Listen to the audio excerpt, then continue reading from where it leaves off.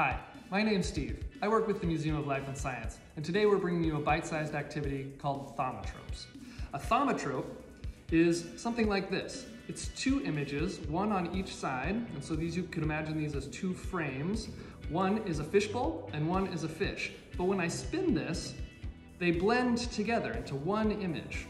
And that's my brain kind of seeing both of them at the same time. And this is a really important part of what we call persistence of vision. And this is how we see cartoons and movies. They're strings of images that are individual images, but when we watch them all together, they look like they're continuous. And so I'm going to teach you today how to make your own thaumatrope. So this one I made out of a sheet of paper, some staples, and a straw. And so you could make that way, but the one I'm going to show you how to make today doesn't require a stapler or straw. It uses a pencil.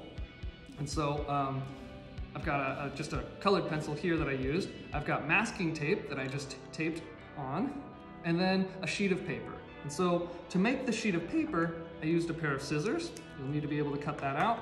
And I used cardstock for mine, but you could use a regular sheet of paper and it would work just as well.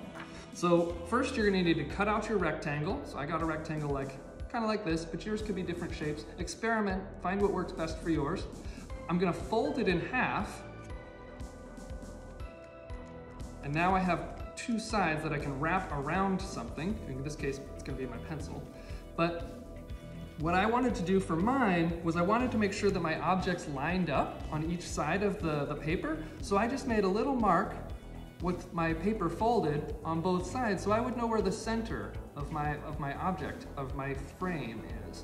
And so then I can draw, in this case, I showed you this X and plus sign. That's what I'm gonna do for this one. I'm gonna put my plus sign right in the middle above that dot that I drew on the frame, and then I'm gonna put the middle of my X right where that dot is.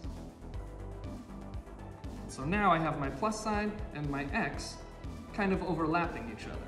And you may have to fiddle with yours. You may have to try multiple times, find out where your frames line up with each other, and see where that animation looks the most realistic for your brain.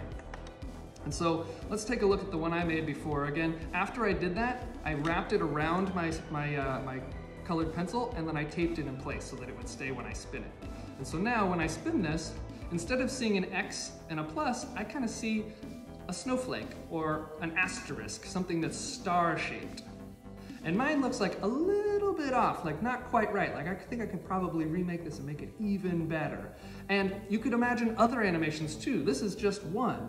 I made another one where I was trying to make an animation of kind of a stick figure that was doing jumping jacks. And this one, I think it kind of looks a little bit more like they're dancing or skipping or something, but you can try yours and find what works best for you. And so those are thaumatropes, and I hope you have a great time exploring how that works, how persistence of vision happens, and show your friends this kind of almost like magical brain illusion that happens when we see objects moving next to each other or objects overlapped on one another as we spin them. Enjoy, and we'll see you in the next one.